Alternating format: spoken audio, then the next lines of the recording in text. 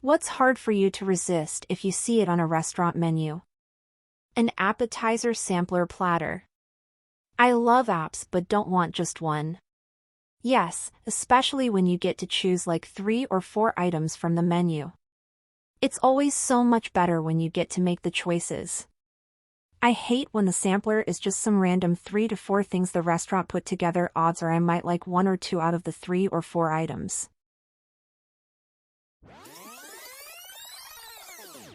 When I was in Ireland, I kept seeing a goat cheese, walnut, beet salad that was basically mixed greens with walnuts, sweet red beets, and goat cheese crumbled on top with a delicious balsamic vinaigrette.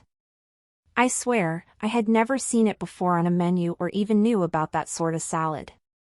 But, then again, the only restaurants my family and I ever went to were Middle Eastern/Eastern European kebab places. I'm Georgian, so maybe those salads are a popular thing and I've just never been exposed to it. Either way, I saw it on so many menus in Dublin and my god, I craved that salad for so long after. The sweet and salty mix of the goat cheese and the beets, with that delicious vinaigrette and the addition of the walnuts. Man. That combination of flavors was made in heaven.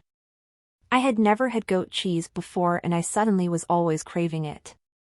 That was a very, very popular salad in the early aughts. I think it came from California. But I must say that I also loved food in Dublin. As a person who grew up in California in the early aughts, I was briefly confused why this salad would be a revelation until I kept reading and saw where OP was from. Haha, I'd say you can still get a version of this salad at basically any medium-sized restaurant serving something like New American, California style, or farm to table in CA.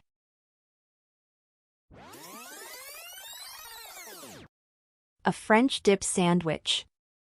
I don't always want it, but when I want it bad.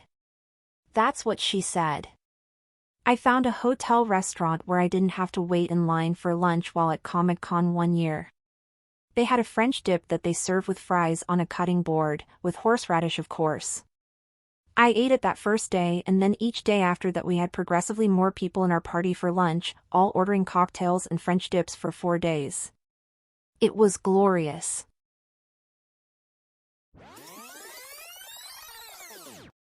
Crab rangoons and enchiladas. Rangoons are always my weakness. A pizza place in my town makes crab rangoon pizza. It sounds weird as hell, but it's really good. Doesn't surprise me. Cream cheese on pizza is super underrated. Place in my hometown did 6-cheese pizza and one of the cheeses is cream cheese. So fucking good. Oh wow, that sounds good. Ick if I could handle multiple slices of 6 cheeses, but damn, I'd try.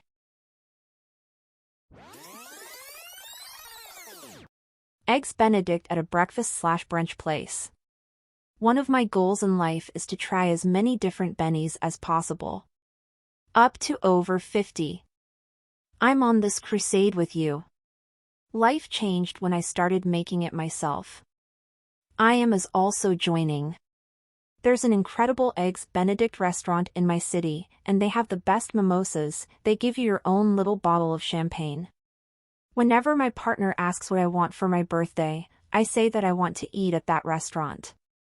It is very fun to make yourself and usually I do well with the hollandaise, but last time I used too much heat and it was chunky instead of creamy.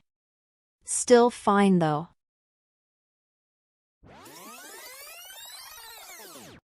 Country fried steak. The mark of a good breakfast place is how good theirs is. I went to a diner in the middle of nowhere, Florida, and ordered it. When the waitress told me it would be a minute because the chef was still cutting steaks, I knew it was gonna be dope. And it was. I always call it chicken fried steak. If it's on the menu, I order it. No question. Yes, chicken fried steak. I can't refuse. That name is confusing. Always assumed chicked fried steak was chicken. Like a fried chicken breast steak or something.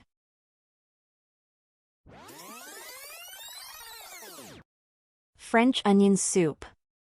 When restaurants were takeout only during COVID, I missed French onion soup so much. It's always so frustrating to make it home but amazing at a restaurant.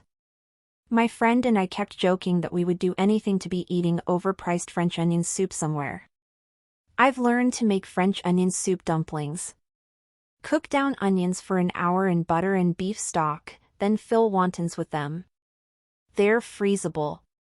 Then fry them, add some beef stock, sprinkle some Gruyere, and cover for a few minutes. I actually don't enjoy French onion soup, but this sounds amazing.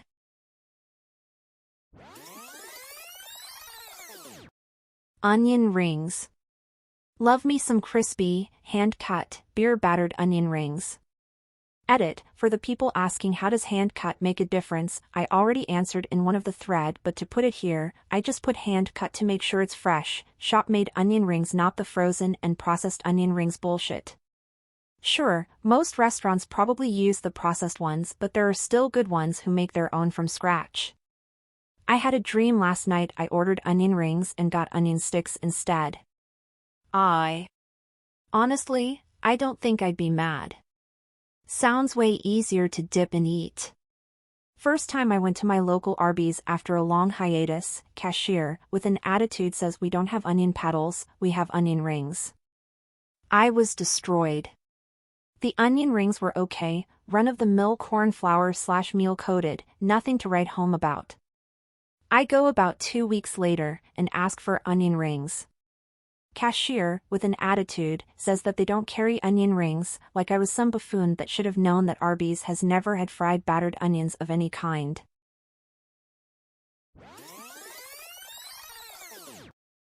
For me it's chicken and waffles. And creme brulee. If a place has creme brulee, we're getting it. I know vanilla has gotten expensive, but it's disappointing that I rarely see the vanilla bean seeds at the bottom of the dish anymore. Places that serve creme brulee are usually charging top dollar for it, so I'd like to see more places use vanilla bean as opposed to extract. But maybe it's not super important as I've still had great ones recently. Might make you feel a bit better, but good restaurants scrape the pods, then steep the cream with everything, then strain out the solids. Not seeing seeds indicate even higher quality standards. You can certainly tell immediately by the taste as to what they use though.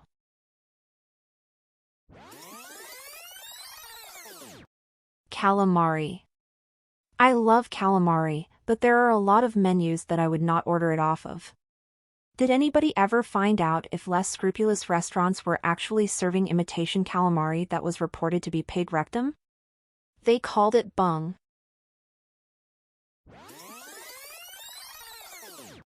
Deep-fried pickles. I like all of them, but pickle chips or whole spears? I prefer the pickle chips. I prefer pickle chips too. It's difficult to keep the breading on the spears, leaving me with a boiling hot pickle and a hollow breading sleeve. Don't Google pickle degloving. Take a wet kosher crisp wedge from the juice, dredge in seasoned flour, submerge in buttermilk and egg wash until the flour is soaked, place in seasoned fine bread crumbs and a pecorino romano mix. Cover and press firmly. Lay out on a single-layer sheet pan covered in parchment paper and freeze. Go straight from freezer to deep fryer and cook until a crisp golden brown. The fried sleeve will stay firmly bonded to the still crisp pickle wedge bite after bite. Enjoy!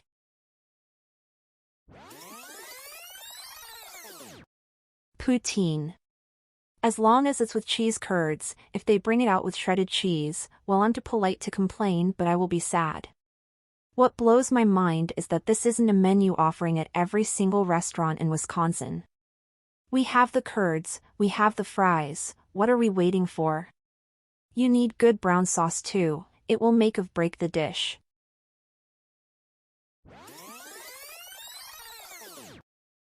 Please like and subscribe for more daily content.